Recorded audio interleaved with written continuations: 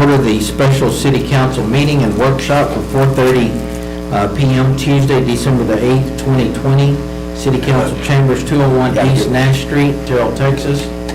For the record, I have in chambers District 3, Mayrani Velasquez. District 4, Charles Whitaker. Remotely, we have District 2, Grady Simpson. And joining us shortly will be District 5, Tim Royce, remotely. Grady, would you please lead us in invocation if everyone would stand? Yes, Mayor.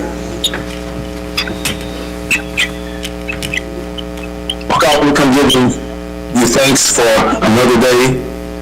We thank you for all your protection throughout this COVID.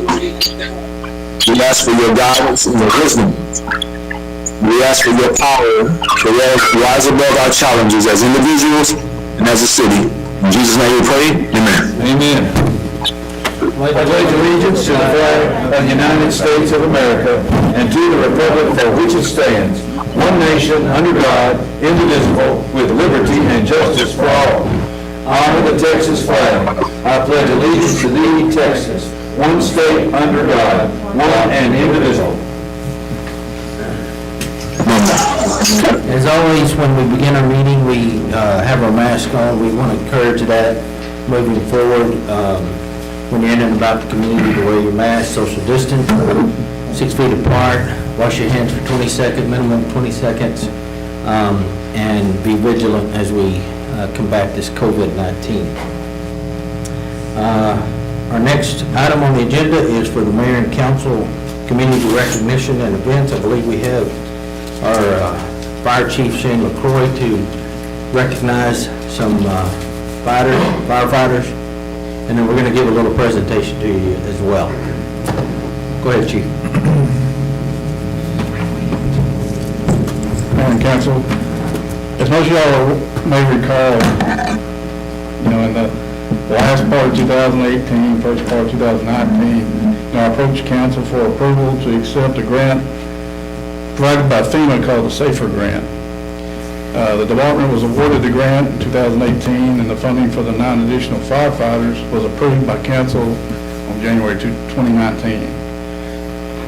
You may also recall that I presented you my mission to move the department from a BLS organization, basic life support, to an ALS, advanced life support, first responder, which you also supported.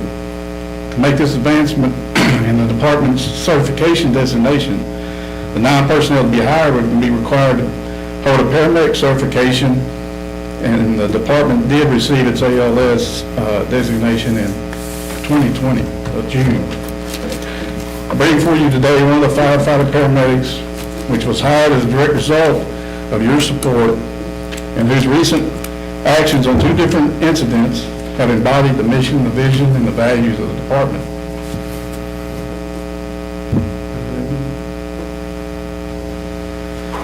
Firefighter paramedic David Kirkendale joined our department back in June of 2019 and has now been with the department about 1.5 years. He's assigned to Station 1 C shift, and on the evening of November the 14th, he responded with the rest of his crew to emergency childbirth call at the front entrance of the state hospital. Upon their arrival, no patient was found at first, but minutes later, a car drove up and the driver motioned for the firefighters to the back seat. Firefighter paramedic Kirkendall and his crew opened the back seat door and found a female in active labor. Firefighter paramedic Kirkendall immediately began to assess the situation and quickly discovered the baby was breached. Now, in a normal delivery, the baby's head is delivered first, followed by the shoulders and the chest. The release of pressure on the chest stimulates the baby to breathe as the rest of the baby's body is being delivered. However, in a breech delivery, the baby's butt or feet are delivered first. Once the chest is delivered, the baby is stimulated to breathe, but is unable to since the head is still in the birth canal. This is a true emergency. Firefighter Kirkendall immediately tried to establish an airway for the baby, and assisted with its delivery. However, unfortunately, he discovered the baby was deceased, but was able to fully deliver the baby and clamp the cord. It was at this time that David discovered that there was a second baby, twins, yet to be delivered. He was able to ascertain movements and heart tones, and immediately assisted the ambulance crew with readying the mother for transport. Upon follow-up of this call, the receiving hospital credited the actions of firefighter paramedic Kirkendall to the survival of the second baby, which was delivered through C-section. Is doing fine. Second incident. In the early hours of November the 28th, firefighter Kirkendall and his crew, again on engine 611, responded to a call under the bridge at Moore Avenue in State Highway 34. Upon arrival, they found Terrell Police Department was on scene with an individual that had been stabbed numerous times and had a wound to his neck, which PD had already bandaged. Firefighter Kirkendall and his crew immediately began to assess the victim's injuries and treat his wounds. Paramedic Kirkendall applied an occlusive dressing, which is a dressing to seal off, if there's a wound in the chest, is to seal it off, and to prevent air from entering the chest cavity, which results in the collapsing of the lungs and most often death. The victim, accompanied by paramedic Kirkendall, was moved to the ambulance upon CareFlight's arrival, and his wounds assessed and reassessed under better lighting, and CareFlight's helicopter requested. It was during this second assessment that firefighter Kirkendall was better able to determine the extent of the victim's injuries and began aggressively treating his wounds. Firefighter Kirkendall took additional vital signs and immediately started two IVs large bore to replace the blood loss. It was discovered the victim had been stabbed 10 times. Firefighter Kirkendall then removed the neck bandage to examine the extent of the wounds. On the examination of the neck wound, he discovered that the victim's trachea had been cut, which was compromising his respiratory efforts and allowing blood to be sucked back down into the victim's lungs. In order to protect the victim's airway, firefighter paramedic Kirkendall inserted an endotracheal tube into the lacerated trachea and began suctioning the airway. The victim's condition immediately improved and his oxygen level began to rise. Paramedic Kirkendall decided against possible RSI, which is a rapid sequence intubation, which actually paralyzes the patient due to the victim's labored breathing. Kirkendall accompanied the victim in the ambulance to the airport, where he was transferred to the helicopter for transport to a trauma facility.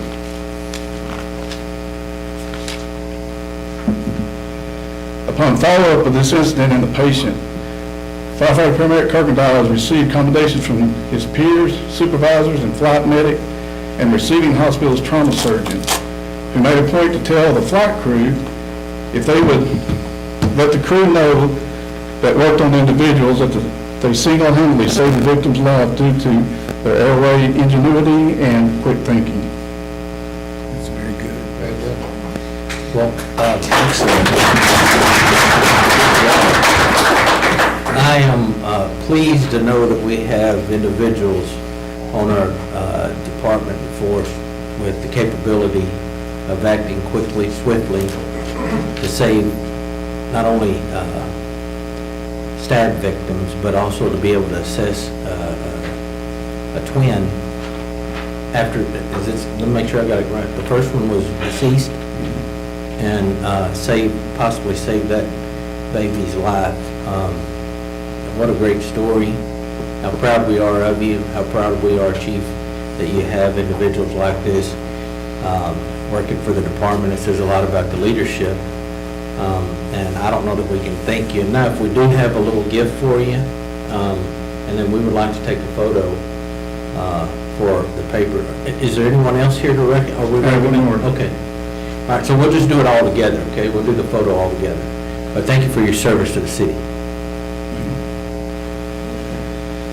First, again, I thank each of you for your support in my mission to move both, the fire department and now the emergency management department forward so that both departments are able to keep pace with the services required for a growing city. Your support has allowed me to be progressive in my service delivery strategies and proactive in the needs of the community. Example of this support can be seen in the creation of the full-time emergency management coordinator position, which was a part-time position in the past. The establishment of this position within the newly created emergency management department will allow us to have a more focused approach to forecasting, training, and overall emergency incident mitigation. When you only look at the current COVID pandemic as an example of the types of citywide emergencies which may happen at any given time. In October, we took applications for this newly created emergency management coordinator position and received several applications. Applications were reviewed and 2 applicants stood out. Chief McKeon and I conducted interviews, and Dustin Connor was unanimously chosen for this position.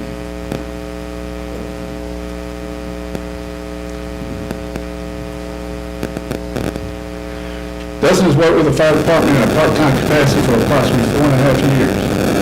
And then in this time period, Dustin took on the role of emergency management coordinator and took care of all things related to emergency management. Dustin has numerous certifications related to emergency management and has represented the city by aiding other cities and organizations experiencing emergencies events, such as Hurricane Harvey and the regional response to COVID-19, just to name a few. Dustin is also very familiar with our city's emergency management plan, since he has updated it just here recently. Dustin is also very familiar with city services, operational capabilities, and has been a valuable part of the fire department. I want to recognize Dustin as the city's new emergency management coordinator, and we look forward to the direction he'll provide as a full-time employee. Wonderful. Well, Dustin working full-time. Mayor, if you'll let me, while you're getting organized, and by all means, if we want to do a photo up here, y'all can come forward for, council's going to go down, staff's going to come up, so come on back up for a photograph. I just want to make a couple of points while we're getting everybody in position and say, if you looked at the fire department and the emergency management department budget combined 3 or 4 years ago, and then you look at it now, it is tremendously different. And it's the fact that council has been beginning each step of the way to vote yes as different things came forward, and we've said, you know what, if we had just a little bit more training, if we had just a little bit more staff help, if we had just a little bit more money that we could put into what I always like to think of as our best and our most important resource here in the city of Terrell, our people. And it's not just the guy standing here, it's everybody at the city of Terrell, because it's a team that makes all of this happen. One guy is doing a great job, one guy gets hired to go full-time, but there's a team behind all of that, and we recognize that, and it's part of all of us working together. So I just want to say thank you to council. You've supported us when we asked for help to expand these initiatives, and I can tell you, from my point of view, I was worried when I came forward and told you that how much it was going to cost us to make this transition to paramedics. And I'm telling you, I just absolutely love it that we can now look at this and say, you know what, the investment that we've made in staff has paid off, not in some monetary way, but in the most real way possible, saving lives. So thank you for being part of that, and thank you to all the staff that just stepped up and really did a great job with these new challenges. So thank you very much.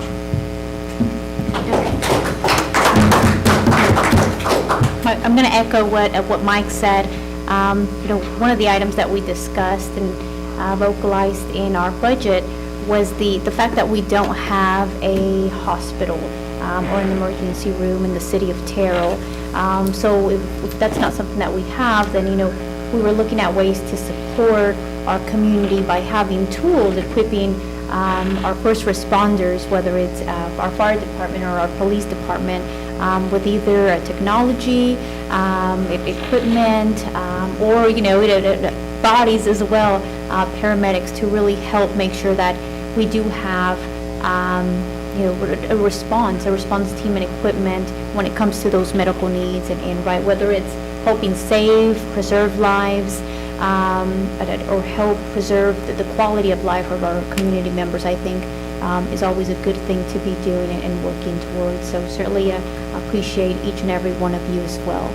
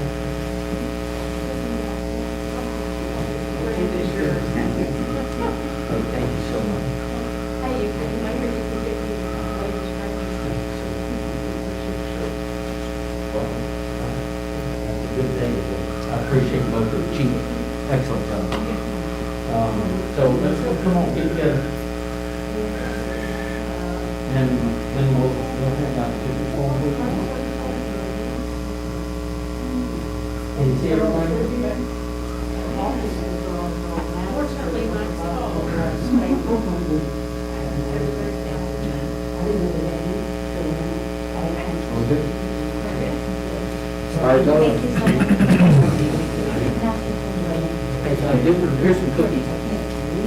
Thank you.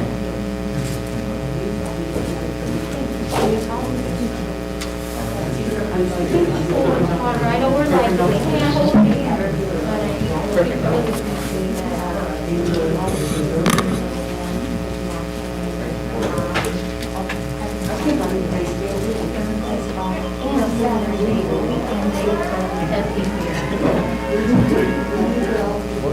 What was that? Who was that?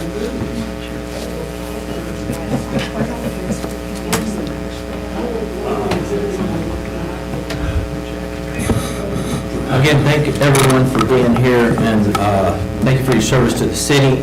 Those that we recognize and those that we didn't, we certainly appreciate all that you do for us. Is there anybody else that we're going to? Okay. This time we'll hear remarks from visitors, if there are any. Do we have anyone who signed up? We did not. So our next item on the agenda is COVID-19 business. It's to discuss COVID-19 update. This is going to be handled by our emergency management coordinator, Dustin Connor. Now full-time. I am hoping that the fire department staff will stay and watch Dustin Connor so you can make fun of him later, okay? Do you want to face Well, I haven't been in person in a while, so it feels a little bit weird with my back to the crowd, but it is good to be here again. Thanks for having me. So let's go through a couple of the numbers. So if you look at the molecular tests, the number of tests that have been completed, this is through December the 6th, we're over 11 million. So just to kind of put you where we are, 2 months ago, that number was about 2.1 million. So our numbers are drastically increasing the number of tests. So testing is becoming more widespread, so that's great. Confirmed cases through the end of the day today, or yesterday, sorry, was 1.2 million, so cases continue to rise. The daily new cases, that's really kind of what we look at is the 8,700 cases is the new cases today. If you'll go to the next slide. So if you look at the two graphs that are there, the yellow line in the top left graph, it shows kind of the 7-day rolling average. It kind of shows the 7-day rolling average, so you can't pay attention to the pink line so much because those daily numbers are going to change back and forth. And if you see kind of almost at the very end in that pink bar graph, there's that weird, like really big drop in numbers. That case drop has to do with testing not occurring over the holiday weekend through at Thanksgiving. So that's the reason there's such kind of this big lag in numbers right there, and then it turns around and comes right back up. So the yellow line is really what's important to watch there. And then the blue bar graph shows the deaths, so it just kind of shows that our deaths are still kind of pushing forward along with testing. We'll go to the next slide. This is where our hospitals are right now across the state. So you see that our population in the hospital is starting to rise again back towards those July numbers, which is kind of the fear for activity. Justin, I hate to interrupt you, but are those numbers just COVID numbers, or that that includes all. That is all illnesses. hospital population, yeah, Okay. all hospital population. Now, Flu and everything. now the 8790 is the number of, the population that is COVID-19, so. We'll go to the next slide. So this is just kind of some more local data. I didn't get this built in time to get it into your packet, but if you want these numbers, I have them, and I'll have them sent out so you can see them. But the current active cases, this is through day before yesterday. I didn't get an update from yesterday, and the numbers for today won't come out until tonight. But 513 active cases, 87 in the county. 87 of those are in the Terrell zip code. Wait, how many? 87 are in Terrell? 87 are in the Terrell zip code. So that's the city limits and the county that carry the federal mailing address. 41 of them are in the city. It's 33 different addresses, and there are only 4 long-term care facility COVID-19 patients that are active right now. And they're known cases. We've been in contact with the long-term care facility, nursing homes, and group homes. I've been talking to them. I try to talk to them about once a week, just to kind of keep up with where we are and make sure that we can support them in whatever they need, which they're getting tons of support from the state right now, so they haven't really needed anything from us. But it is nice to check in with them once a week, just to kind of make sure they don't have anything new happening. For testing, so we're testing Thursday, Friday, and Saturday. That's been going on for a month and is going to continue on through the end of December. They haven't renewed us into the new year yet. It has something to do with the way their contract was. It puts them just to the end of the calendar year. We assume testing is going to continue after the calendar year, and we're going to ask for the site to stay active.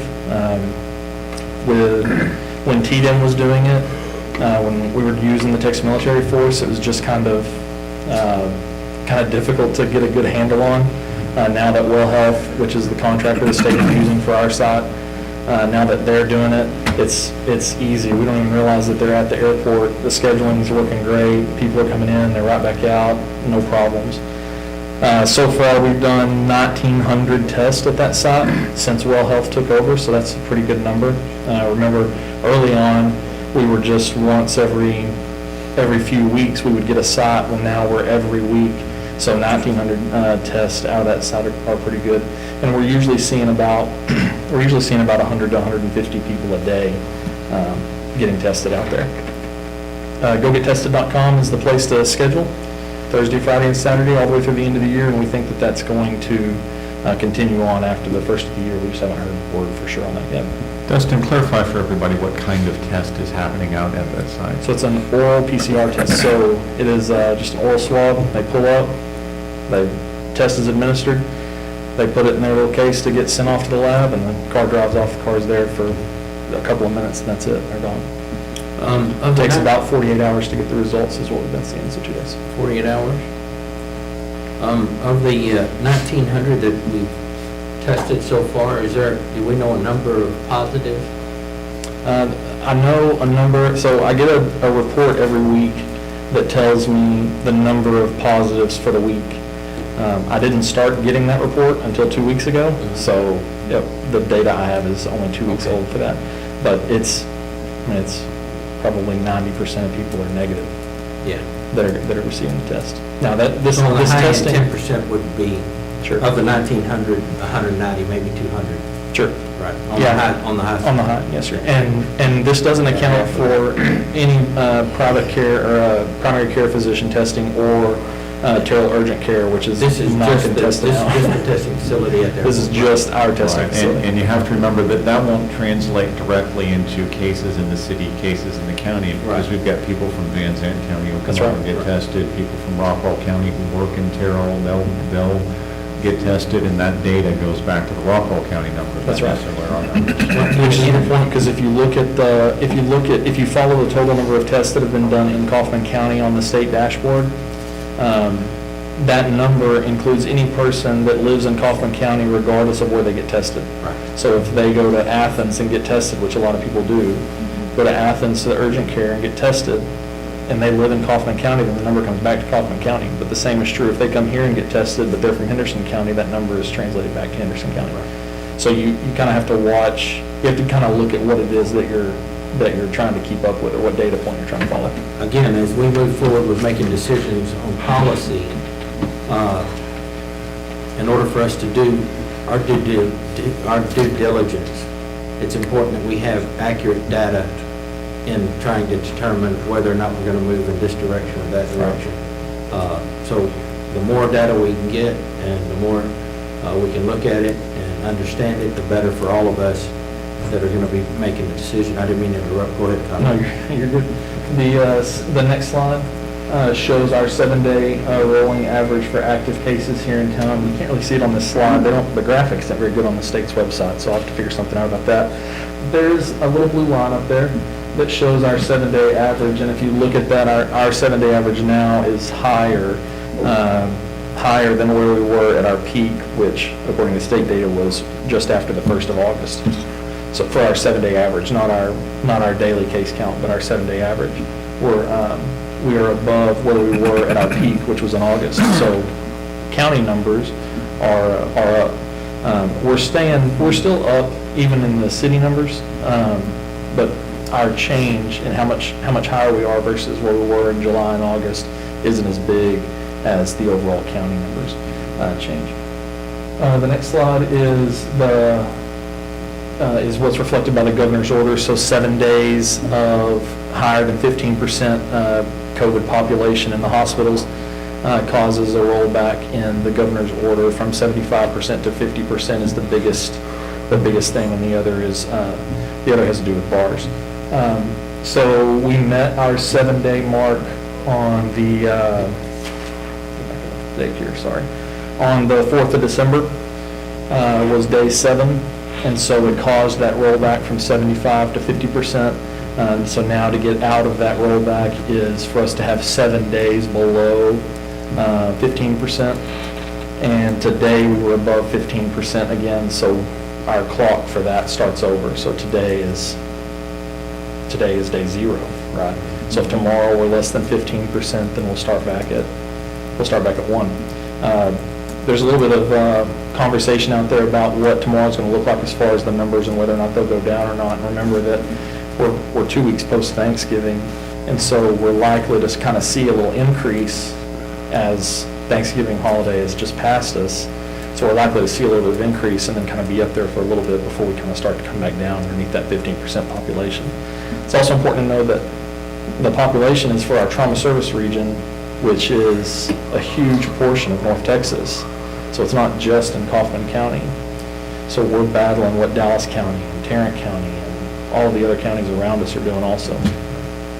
So it'll be interesting to see. They haven't released what today's numbers were, but yesterday was 15.87, I think was the number. And Justin, did you say it was 4 consecutive days that we would need to be under 15%, or was that 6 days? 7 days. 7 days under the 15% threshold in order for us to go back to where we were before, which was 75% occupancy.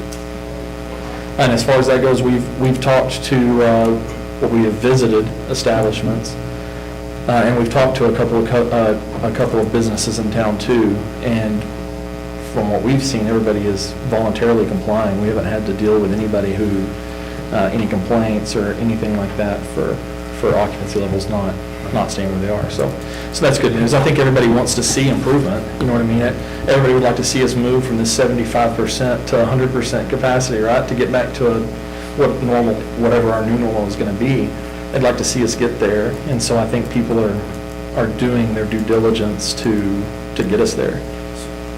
So, question, if I go get tested and I have the flu, is the COVID test going to be positive, or is it a completely different test and it won't? It's a completely different virus. So the test, if you test positive for the flu and you get a positive COVID test, then you're the lucky guy that has both. So, well, I guess it depends Well, on are what they you testing decide for is both that. or just one? My understanding was that if you, and I don't know, in the beginning it was if you tested positive for flu, they wouldn't test you for COVID. Right. They would only test you for COVID if you were negative flu and negative strep. A lot of that had to do with the number of COVID tests that were available. And with COVID tests being more readily available now, I don't know if they've changed that. I haven't, that's not a question that I've asked. Yeah, Mayor, I think you're bringing up a really crucial issue, and I'd say it like this.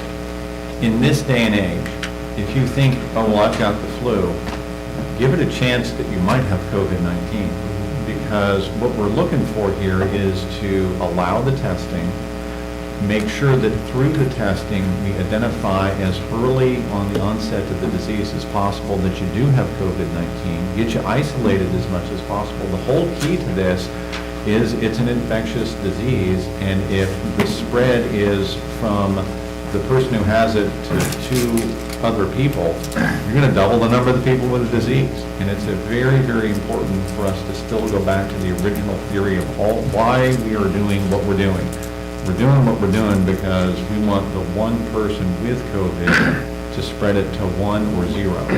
We want the one person with COVID to get tested early, find out early, and not spread it to more than, or to minimize the number of people they spread it to. That's what the whole theory is about. So if you think you have the flu or strep or whatever it is, be friendly to the rest of us, go get tested for COVID, and if you do happen to have it, then great, we know that you need to be on the isolation side of it. So that's, go ahead, sir. No, so that leads into my next question.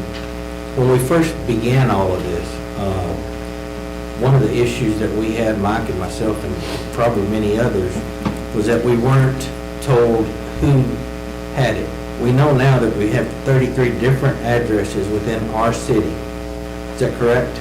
There are 33 different addresses So on the report. have we contacted those, are we allowed to contact those 33 addresses and say, listen, we don't want you out, and whatever you need, we can get to you? Are we even doing that? And if we're not, why?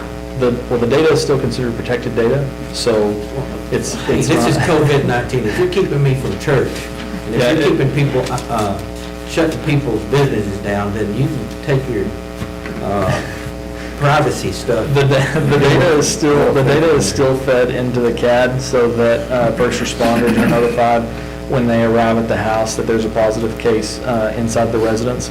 But as far as the data being released, there's not a way that we have found that is allowed for us to contact those addresses directly because of Mayor, this. I want to go back to a legislative issue, and we're just around the corner from the Texas State Legislative Session. And I think it is it's an outrage, and it ought to be a scandal, and frankly, you're right, nobody's talking about this. We have a lot of institutions that every single day handle confidential information. Our water utility billing department is handling credit cards and, issues related to COVID-19 every day. The school district is handling confidential information every day. Star Transit handles confidential health information every day. And yet these entities that are very likely to be dealing with people who have COVID-19 are not allowed to be in the information loop, and aren't allowed to do different things that could be helping COVID-19 patients. And it's all in the face of confidentiality. And my point has been, and we've spoken with some state elected officials about this, if we trust different entities with confidential information every single day, we need to trust them with COVID-19 confidential information every day. And that frankly is going to have to be a legislative change, and I hope the state legislature will pay attention to that instead of some of the other things we're worried they may be paying attention to this coming year. So I think it's a great point. I think that Dustin and I need to turn that into a piece of legislation that we can at least advocate for. We've had the conversations, we've promoted it, but we've got to do a better job. We do have a lot of citizens who, when they get COVID-19, don't want a large number of people to know. And I can completely respect that. On the other hand, we have a lot of governmental entities that are doing work around those folks, and I think we need to make sure that does become an information flow that we don't have right now. And remember this, there is no way that the school gets to know that the parent has COVID-19 and they're still sending their kid to school every day. And that's tough, and we got to find a solution for that. So, what upsets me is that they mandate for us to wear masks. They mandate for us to close businesses, but they can't allow us to know who has it. We could address these 33 addresses and keep them quarantined. And then you've got to handle, you're trying to get a handle of it. When you want to address the 33 addresses and you allow them free mobility throughout your community, that's not a good thing. I mean, I don't know why anybody would support that. Well, I would argue that the ones that I would be concerned about aren't the people who know that they're positive. Right. It's the people who don't know that they're positive. I know, but if... And that's still the case. Now, it may come down to them not notifying people that they were in contact with or whatever. You could look at it all those different ways, but the people that concern me are the people that don't know that they're positive because they were exposed and didn't know they were exposed. Well, I can tell you, if you go to any one of these 33 addresses, you're probably going to catch it. And if you don't know that those 33 addresses have it, what good is it? Yes, sir. I mean, it just doesn't make sense to me, and I'd love to speak to that committee, whoever it is that has that, and ask them why they think the mayor shouldn't have that information. It's a very popular question. Yeah.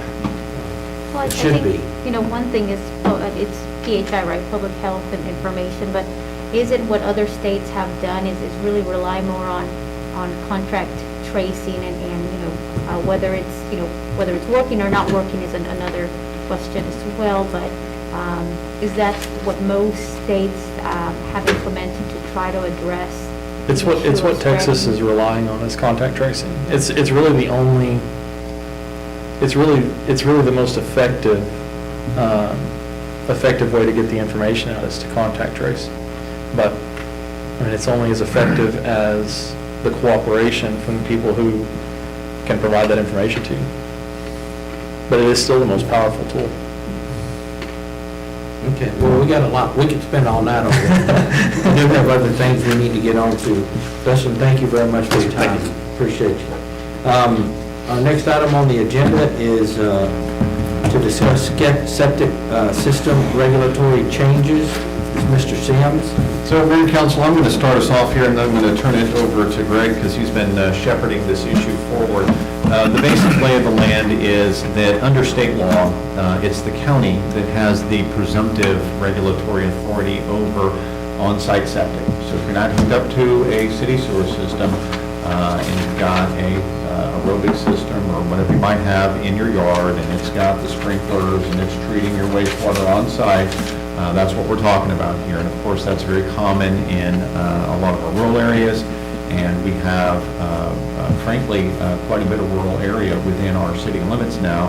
And so we've got any number of folks out in our city, and really have had for the last 50 years. We even have commercial properties that are on septic that have been in the city limits for 20, 30 years. And so as we looked at this issue, we said, there is an avenue under state law for cities to be able to directly regulate on-site septic. We think that's better for a number of reasons than making our own citizens go down to the county to have that regulatory oversight from Kaufman County. So as we looked at this, we said, it's probably a better thing for us to move in this direction. Some of you will recall that probably about 9 months ago, maybe a little longer than that, we asked your permission to go down to TCEQ and work on this topic a little bit. We had success with TCEQ. And so now it's come time for us to do a little bit of ordinance work on it. And I've asked Greg to take the lead on that ordinance work. All of this is stuff that will be discussion tonight, and then we'll give you another crack at discussing it and getting public hearings on it and all that sort of good stuff in January. But this is the intro to it. I think it's an important step for us, and let Greg go through some of the details for you. All right, go ahead, Mr. Shumpert. Thank you, Mr. Mayor. Thank you, Mike. Mayor, Council, I think Mike was right in all of what he said as far as the need for the city for us to take control of this within our city limits. What really brought it to the fore was tied to an interlocal agreement that we had with the county a couple of years ago. I'm sure many of you would remember it, where we as the city took control of all the platting and subdivision work within our extraterritorial jurisdiction. We had a situation come up where a development in our ETJ came to us with a plat and a proposed subdivision plat that was in total compliance with our subdivision regs, and it was approved, as it well should be. However, and it required and it showed 3/4 acre lots, which are a part of our subdivision regs. When they went to the county to get their septic permits, county denied them. They said, nope, we're not doing anything less than an acre. So that's when it kind of brought us to the conclusion that it was time for us to take a good hard look at taking over this type of thing within our city limits. I was asked by Mike at the time, is it possible for us to do this? And of course the obvious answer is yes, it is. So to that end, and let me say this too, it's going to have a good effect going forward, I think, once we do complete this, or subdivisions of this type that are in our ETJ now, that would like to have 3/4 acre lots with septic have a very simple choice to make. Either they can fight with the county about whether or not they're going to have an acre lot or not, or they could voluntarily annex in and they get to deal with us, which I think would be preferable to many, hopefully. I know of one at least for sure.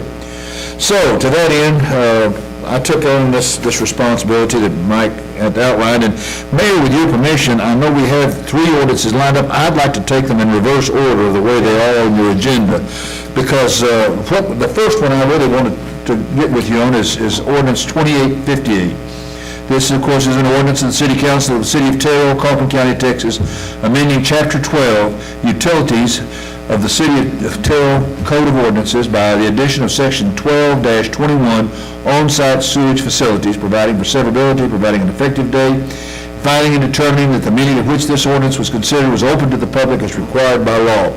This is the form ordinance that we have sent to the Texas Commission for Environmental Quality. It basically sets out our area of jurisdiction, the rules and so forth that we will abide by, which are TCEQ rules, also our enforcement plan and so forth. Those are all laid out in a model ordinance, we call it, in Ordinance 2858. This is something where we have communicated this with the TCEQ. They have approved this particular ordinance as being proper under their rules for us to go forward. So that would be the first ordinance that we really need to go forward on when we do take action. And the second one is 2857. That one basically is how we're going to implement the ordinance 2858. It tells how we're going to do inspections, permitting, and also it provides penalties when people do not follow the rules as set out. And we feel like this basically would give us a means of enforcing those types of rules that the TCEQ requires that we enforce. So we had a separate ordinance for that. Now, and that one is also for on-site inspections and so forth, permitting, which would be done by the city once we do take control. Now, the final one, 2856, involves fees. I felt like when we put this together that rather than having fees over in the implementation ordinance, that we ought to be consistent about these things. So we put a separate section, an amendment to Appendix 1, which is our fee schedule, by adding Section 7, which would be OSF fees.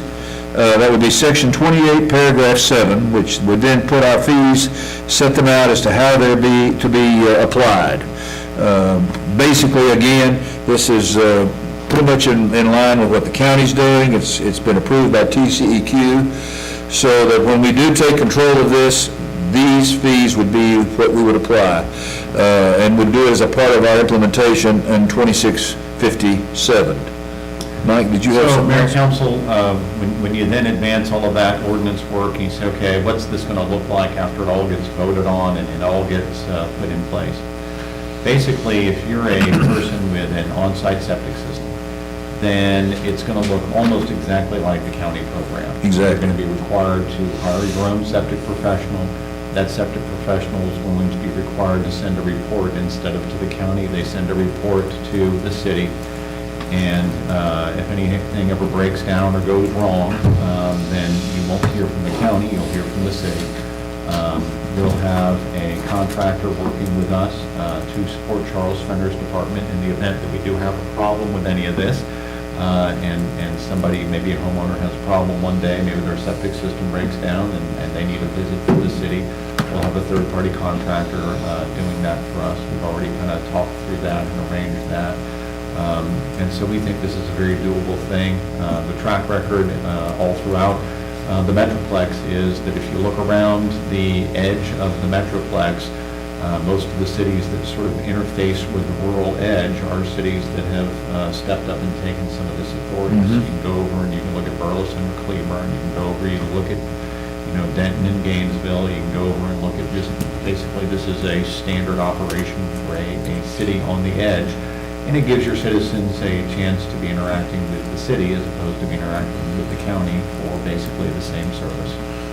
And one other point too, when we get ready to go forward with this, and this applies mainly to the first ordinance, 2858, TCEQ will require that we publish notice of a public hearing, which we would have to have. It only requires one public hearing, but we do have to give notice in the newspaper, as we do on most of these things. It also requires a record, and it can take the form of a transcript or perhaps a recording of the meeting or where we had the public hearing and we actually voted and implemented this particular ordinance. That would need to be sent to the TCEQ, who would then send us back their certificate that allows us to act as the OSSF overseer in this, within our city limits. So because there is a sequence involved in moving forward with this, shouldn't we rename the ordinances where there would be 2858? I think 2858 ought to be 2856. That's what I'm thinking. And I don't know how. Before we get confused. I'll be even more blunt with you.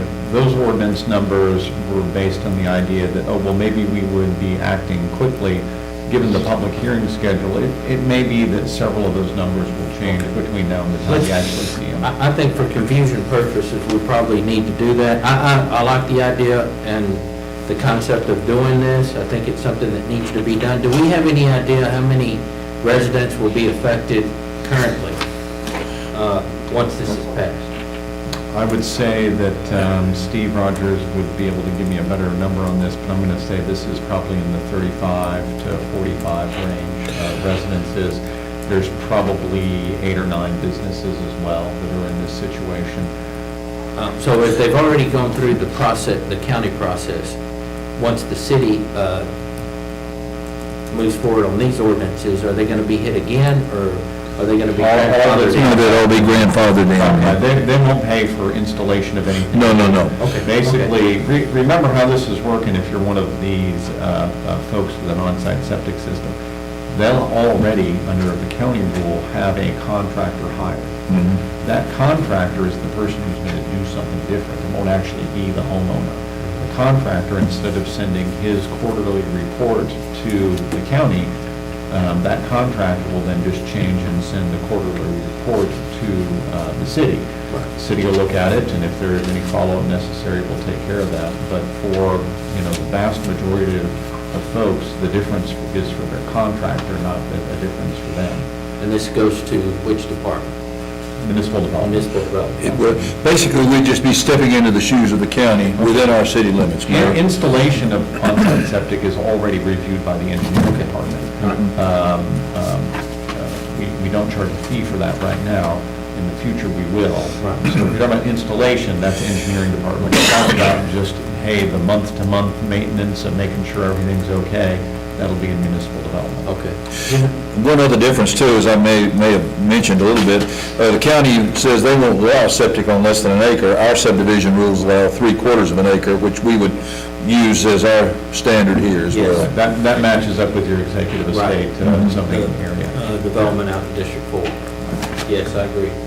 Anybody have any further questions or comments?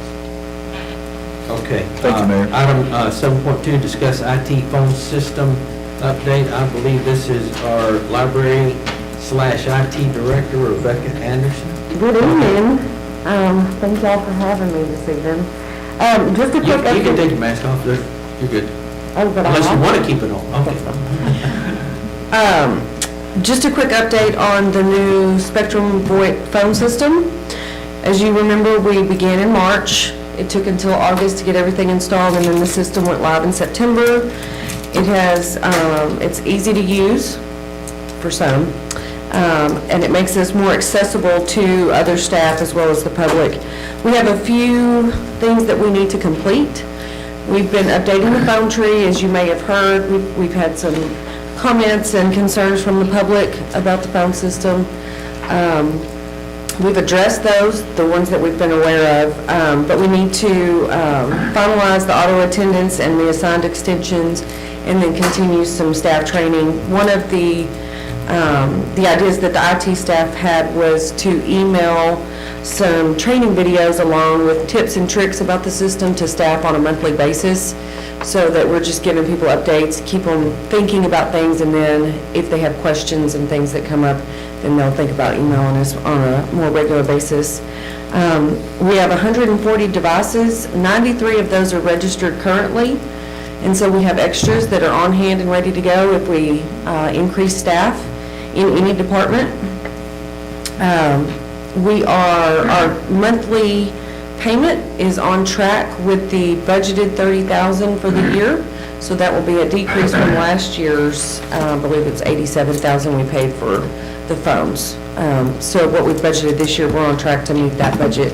So that's excellent. There are some other city goals that we are working on. One of the ways that the IT department is helping to meet the city's goal of saving money is to reevaluate current vendor contracts to ensure that all of our technology needs are being met in the most cost-effective manner. This may mean a change in contract terms or services, or it could possibly mean a change in vendors. An example of this is our printer and copier service contract. We are going to be implementing a network assessment, and in that assessment, we will identify all equipment in the city and the necessity and functionality of each piece of that equipment, and go through and remove that excessive equipment and the accompanying supplies, which would decrease spending and increase storage space for some departments and locations, which would be excellent. And then we will be able to upgrade and update our technology as needed to increase productivity and access where that's needed as well. I'm going to translate part of that into saying it this way. I really wanted somebody who would very aggressively help us ask the question, do you really need that printer? Because printers are expensive. And so kudos to Becca for being the bulldog in this circumstance and asking the question and making sure that we keep our costs good and low for truly necessary equipment. So that's what the aim is. That's the translation here. We're being mean and we're being tough, and we're trying to make sure that we keep our costs as low as possible. So thank you for that. I think that's a great idea. Did you have some more? Just one more thing. Okay. We are working on, another way to save money is creating and restructuring the purchasing policy. Like, I know the city has a financial purchasing policy. That's not what we're changing. But just how we address when people come to us and say, we need this. We're trying to avoid some unnecessary spending. When they say they need it, do they actually need it? Does it meet certain criteria? Or is this something that they really want? That will help us in avoiding some unnecessary expenditures. But we're going to work with each department to ensure they have everything they need to do their best work and to meet and to provide top quality customer service to the citizens, but in a fiscally responsible manner. And I think that's wonderful that in purchasing, we're going to become more efficient. That's what we need to do. That should be our goal. A couple of things. On the phone system itself, we talked about, as we were getting ready to purchase it, we would have an opportunity as a city to get a message out while people were on hold. Correct. Are we doing that, or are we We playing have not music, yet, or what are we doing? and part of that is the back end stuff that we're doing, is getting it programmed, getting the phone tree situated and all the extensions assigned correctly, but we are working on getting that part of it next, the music on hold or the message and that kind of thing. I think if we're gonna do something like that, probably the first priority would be COVID-19 updates and reminding Sure. people to, while they're on the phone holding, remember to wear your mask whenever you're out, things like that, positive thing.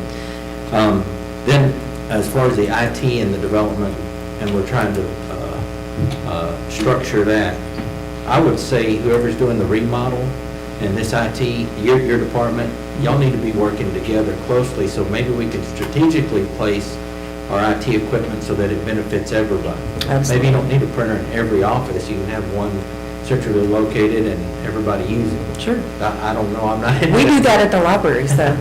Well, We I do know really you do, well. I know I'm preaching to the choir, but, it's good to have folks like yourself involved who care about waste, right? Yes. Because so many times in municipal government, there's a lot of wasteful things. I don't see that here, and that's a testament to Mike and all the department heads and Allison and everybody.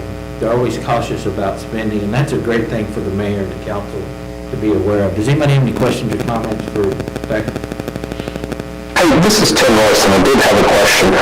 Right now, are you still working on setting up the dial by voice whenever I call City Hall and it says, hey, tell me the name of a staff member that get you there? Are y'all still setting that up?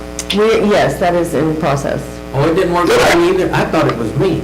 I thought I was doing Well, but you know what? That didn't work for me the other day, but the phone tree did. So it got me to the right place, so that worked. And then my second question is on the printing side.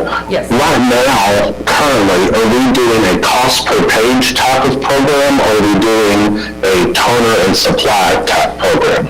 It is a cost per page. And we do pay for our own toner and supplies, but to offset that, we don't pay for any maintenance for the printers. Alps covers the cost of that. Okay, but we do pay for our own supplies? Correct, yes. Okay. And for the record, we now have District 5, Tim Royce, remotely. Go ahead. All right. Mayor Roddy, were you gonna? Yes, so, certainly appreciate all your efforts, Becca, this, improving efficiency and looking at whether it's cost, equipment, or related to purchasing or contracts, really making sure that we are vetting those vendors well, that we are asking the questions of, do we really need this piece of equipment, do we not? Is it better to, contract out for the service that the equipment could be providing? How often are we using the equipment? And making sure that, we are having some competition to get better prices on those items. Sure. So really appreciate all the work there towards efficiency, and as was mentioned earlier, even at the waste word, right? I've had some good positive feedback about the phone system and improving customer service through the phone system. So I think we're definitely meeting, some of those milestones and goals. What about walk me once again through if there is a call that is in Spanish, they press to speak to someone in Spanish. What happens if I call the Animal Control Center since they don't have anyone that's Spanish speaking? They can conference call the language line, and there's a person that speaks Spanish there ready to batch in immediately. And I'm glad you said that, because we need to send those instructions back out as well. Now that we've got the phone system up and running, how to actually conference call them in, the citizen in, so that they can have that conversation. But all of our, as you may have noticed, all of our auto attendants and our phone tree and all that is recorded in Spanish. And then they have that option to we have some staff that are, well, we have a lot of staff that are Spanish speakers, so we can have some of those extensions go directly to those Spanish speakers, and they can get them to the right place if they need to. But we have that language line that is available And I'm going to 24/7. commit that I think that one of the things that Beck and I need to work on is setting up something soon to utilize Elmira's Spanish-speaking skills. Let's use Elmira as a customer, so to speak, and let's go through the phone tree a little bit and make some calls to some departments that need to practice that element. Because Okay. you don't get it right the first time, right? Right. We need to prove that we can do it, and we need to practice through doing it. So we'll work together on setting up some test runs using Elmira, and Beck are working together here on making sure that staff really knows how to use that function. So is the linkage to, right, if no one is available in Spanish in that department, is it automatically already happening, or is that an option that you're looking at? Okay, say that one more time. Or the option of having the call The transition? the Yeah. conference call that would happen for animal control, for Not example. the conference call option, but if I call animal control and I hit the Spanish option, you mentioned the option of having that call, since we know there's no one in animal control that speaks Spanish, but it could go to someone in a different department that speaks Spanish. Is that Correct. available now, or is that Mhm. a proposal? That's No, we available can now? do that. Thank We you. just need to identify which individuals in each department or that we want those calls to go to, and then we plug that in. We can do that in, just a few minutes. Mhm. There's one more item, in relating more to customer service. I want to throw out there one more time, as far as, doing like peer-to-peer, or whether it's a supervisor to employee, customer service, review of the calls for an opportunity to improve the customer service right there, and having, listen to the phone call, provide feedback on, did we meet this goal? Sure. Is there anything else we could do for you today?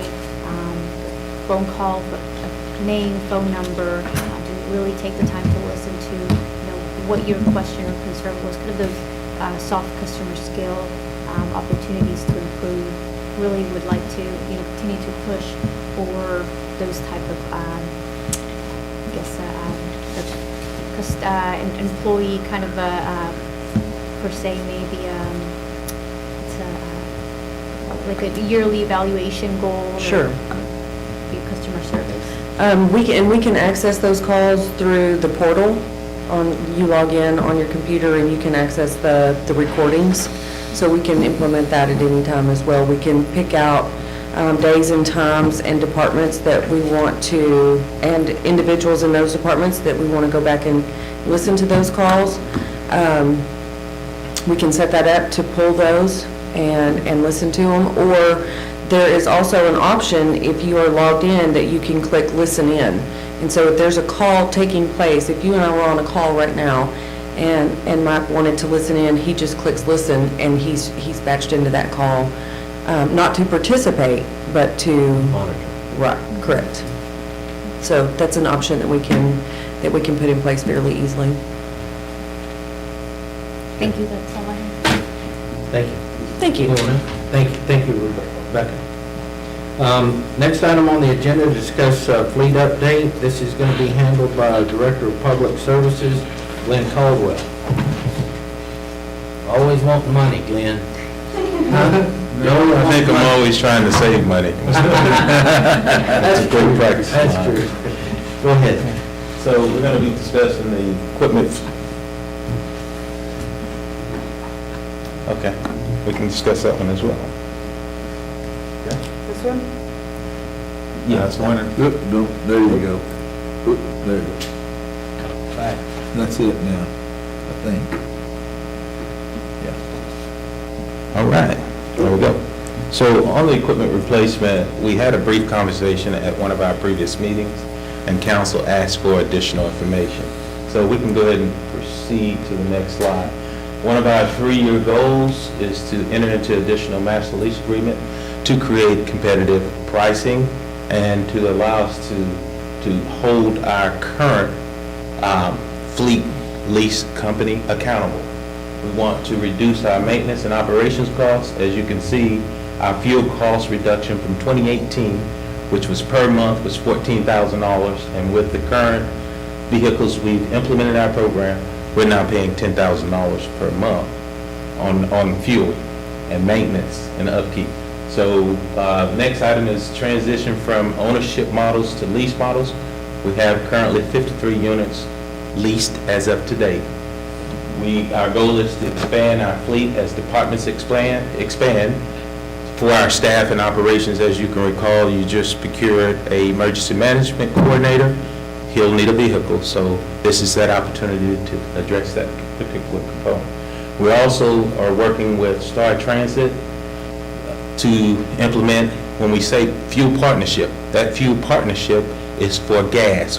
The city of Terrell currently has diesel fuel on hand 24 hours a day, 7 days a week. What we do not have currently is gas. So that would allow us the opportunity, in case of emergency, we can acquire gas from our partnership with Star Transit is our goal. We're working with Mr. Hendricks. Henrik, he is the executive director for Star Transit. Next slide, please. We'll talk about the police fleet update. Total vehicles, we have 42. Currently leased, we have 23. Impact on our annual budget, $68,429.88. Our current non-lease vehicles for that department is 19. Our proposed 3-year goal is FY21, acquire 3 units, 22, 8 units, 2023, 8 units. And by the end of 2023, our goal is to have that department completely under leased units. Next slide. The fire department, we have 7 units in the fire department currently. Total vehicles, we're currently leasing 6. Well, I'm sorry, let me rephrase that. The total vehicles is 7. Will be soon be 7 if we acquire this additional vehicle for our new emergency manager.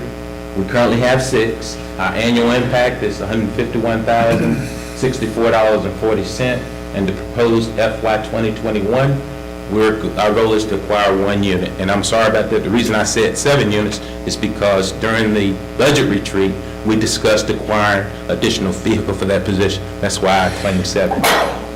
Okay? Thank you. Next slide. Non-emergency fleet update. We currently have 53 units in that department, currently leased 24. Annual budget impact is $161,000. Currently non-leased are 29. FY21, our goal is to acquire 4 units. FY22, 11 units, and FY23, 14 units. And hopefully by the end of 2023, we'll have that whole department completely leased. Next slide, please.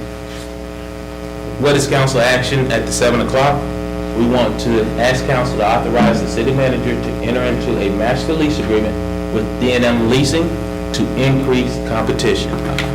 So, Mayor and Council, I'm just going to jump in here for a moment and say, this is really a multi-year project that you guys have been involved with and been helping us with and supportive of.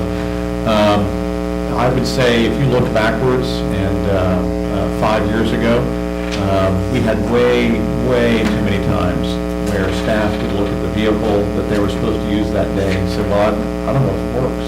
I can't trust this vehicle. And we've been slowly, methodically doing a much better job in getting our fleet where it should be. That's efficiency for our staff. That is reliability for our customers. I don't ever want to have police or fire wondering whether or not the vehicle they've got is going to perform the way it should. When we're on this lease model, we keep newer vehicles in stock, and those vehicles help us do a better job with everything that we do. The only thing we're doing today, the reason this came up at a previous council meeting, is that right now, we've got one lease company we work with. I'm a big believer in having a group of companies that we work with. So Glenn brought forward an opportunity to add a master lease agreement with D&M. I said, rah, that's a great idea. Let's add an additional contract.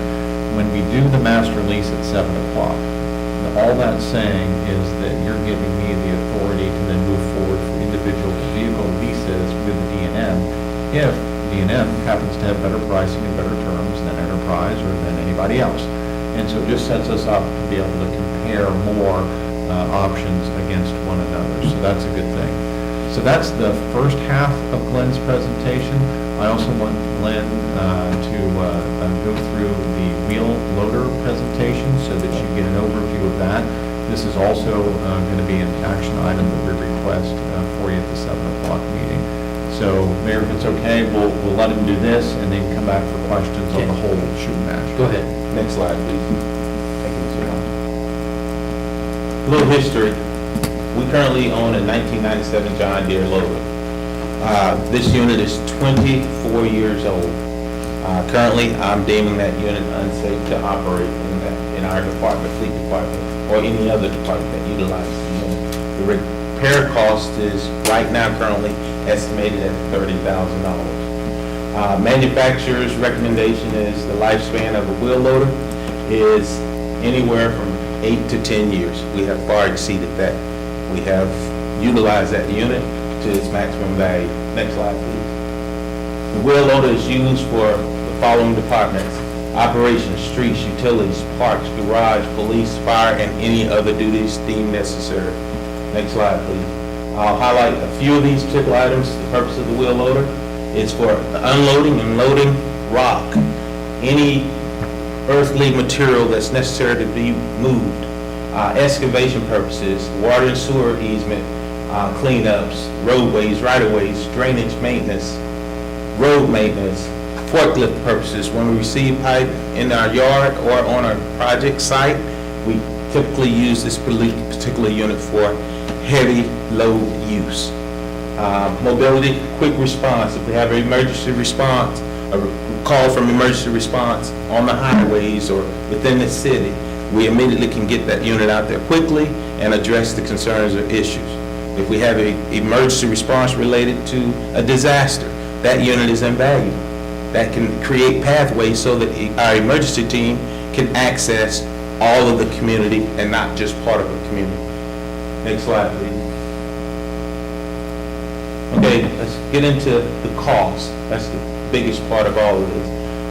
The unit currently we're talking about, reached out to 3 companies: Associated Supply Company, RDO Equipment Company, and Caterpillar Financial Services Corporation.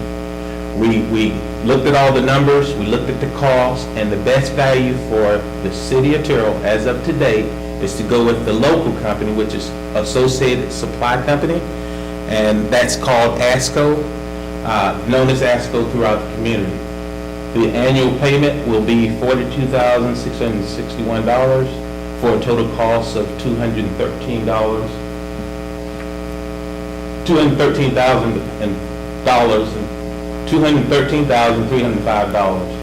And as you can see, the other costs associated, it's far more exceeding the cost that we would recommend we go with.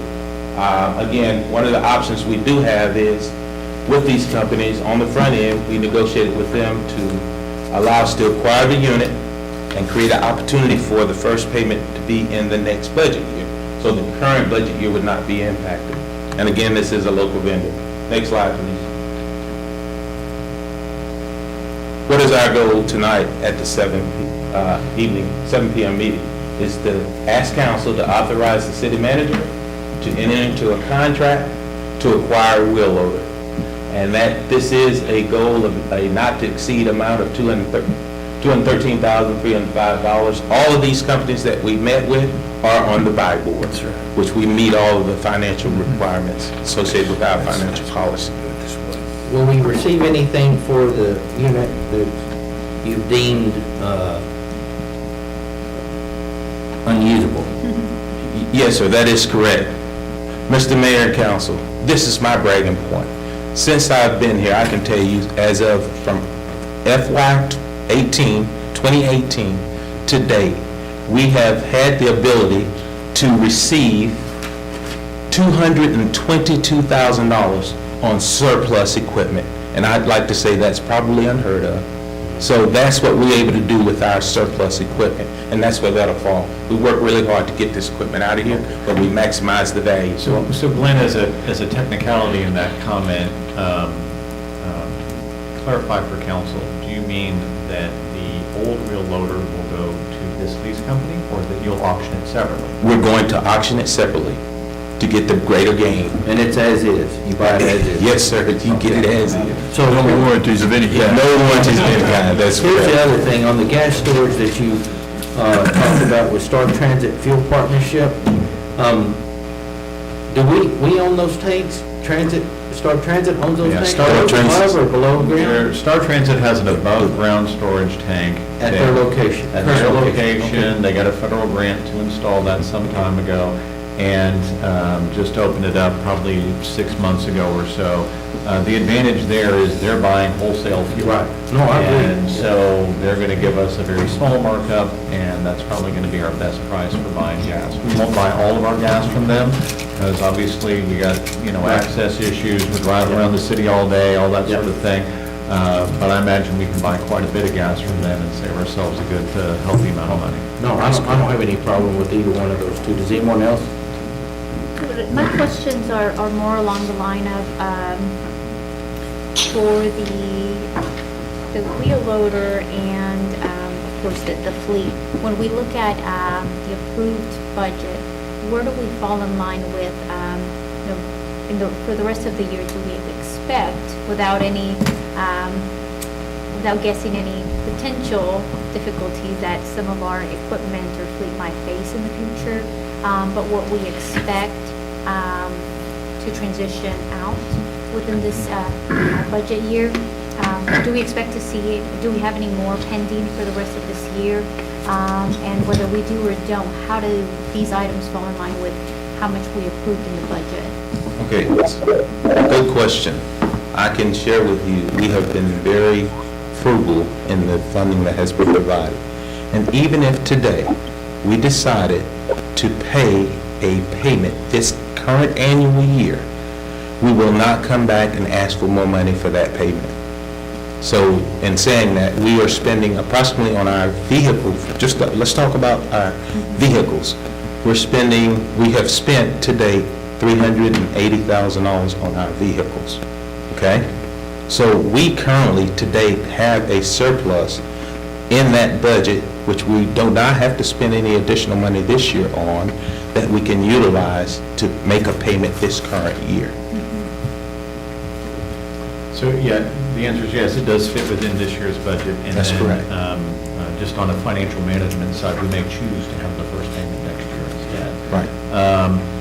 The other thing I would mention is that really the biggest fleet-related thing that we have up for council consideration over the next few months is really the next engine associated with the fire department. And Shane McCroy and I are still sort of arm wrestling over the question about whether or not we could possibly get any grant funding for our next piece of fire equipment.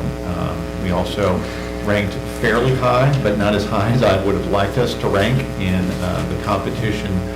You recall that Chief and Dustin Connor were in front of you probably 3 months or so ago, maybe less, talking about a combination of things that we wanted to buy under the fire department, heading some of our brush equipment.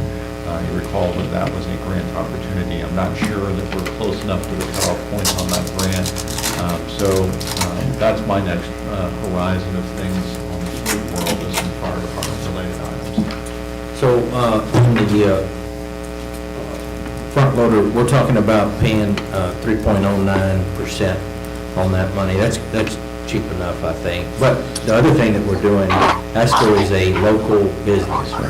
And we always talk about shopping Terrell and being, spending money locally when we can. So this would be a great opportunity for us to say, hey, you know what?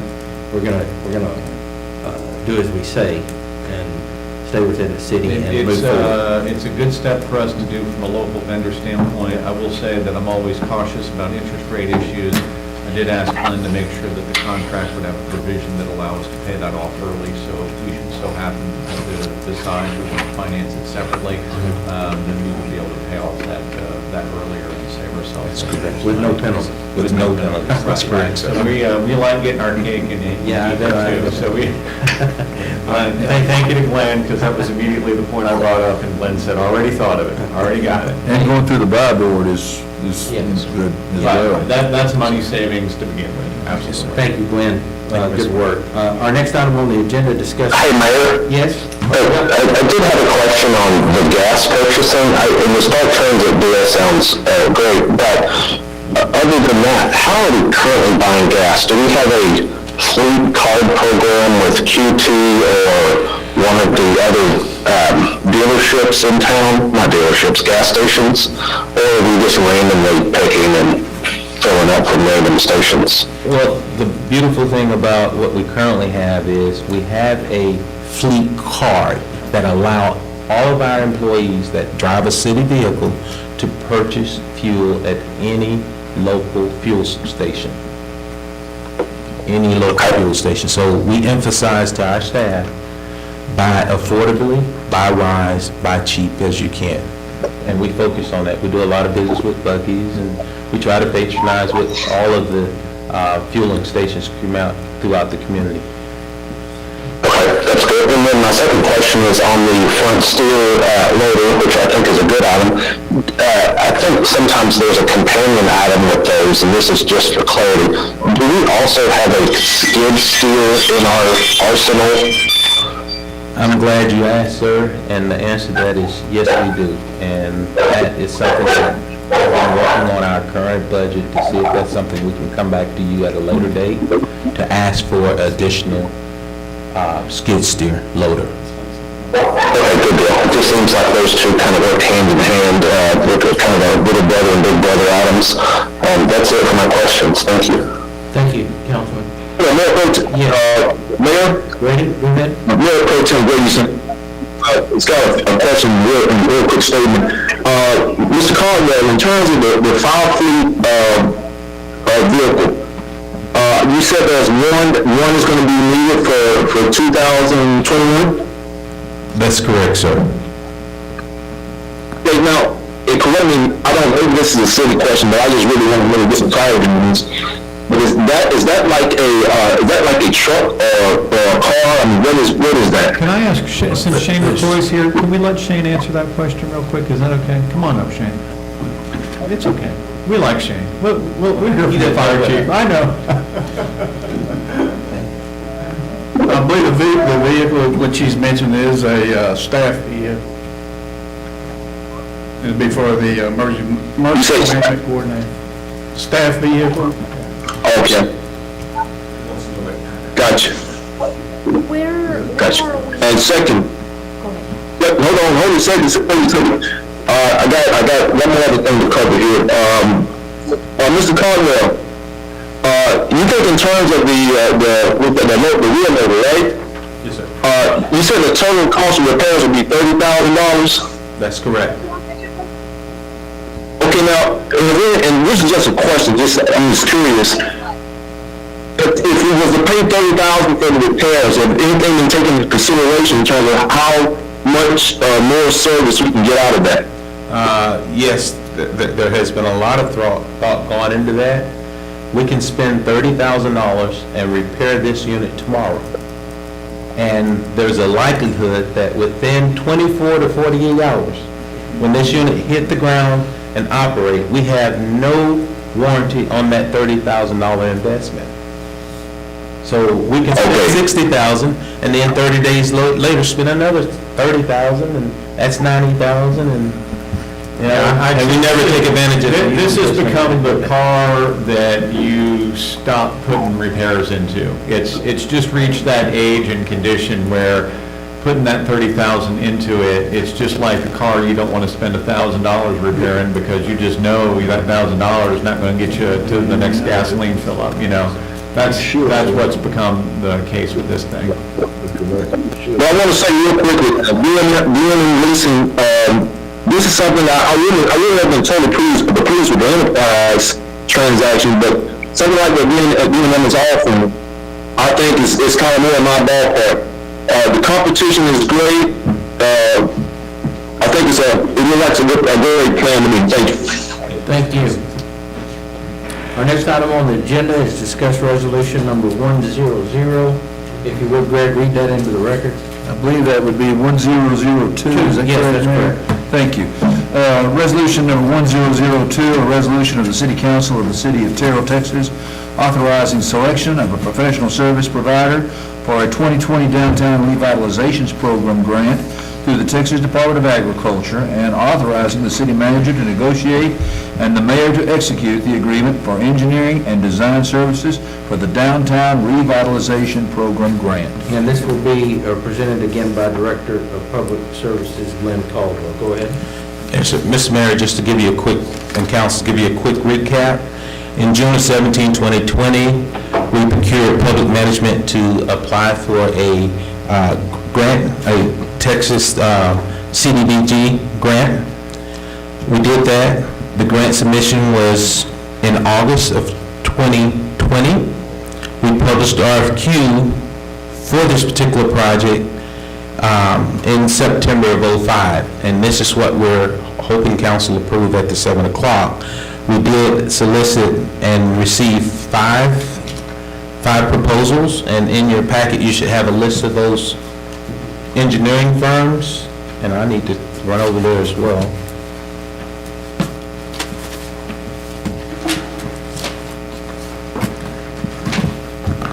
I'm sorry, it was 4 firms: Hewitt Zollers, Hayter Engineering, Schoenberg and Pope, and Friesen Nichols. We assembled a committee to review these RFQs, and we included the scores. Our interviewees and evaluators was Steve Rogers, the city engineer, Carnell Horn, the project manager, and myself, Director of Public Services, Glenn Caldwell. And in our determination, we determined that Schoenberg and Pope was the best suitable candidate for this particular project, and as you recall, they did Phase 1, Downtown Revitalization, and we're excited and hope that council agree with our recommendation for the selection of Schoenberg and Pope. We do have a contract attached, and that contract amount is a do not exceed $122,500, Mr. Mayor and Council. And I'll open up for questions. No, this is something we needed to move forward on, get done. Yes, sir. Does anybody have a question? No? Sounds good. I think everybody's good with it. We have no executive session. The next thing that we do have, I need to know, Grady and Royce, are y'all going to be here? We're going to do a little tree lighting before the 7 o'clock. I'll be there. I'll be there. What time is this? Just, we're gonna break for a quick bite, and then we'll do the photo. If we could do the Christmas tree lighting somewhere in the 6:45 range, that'd be awesome. Okay, good. Can y'all do that?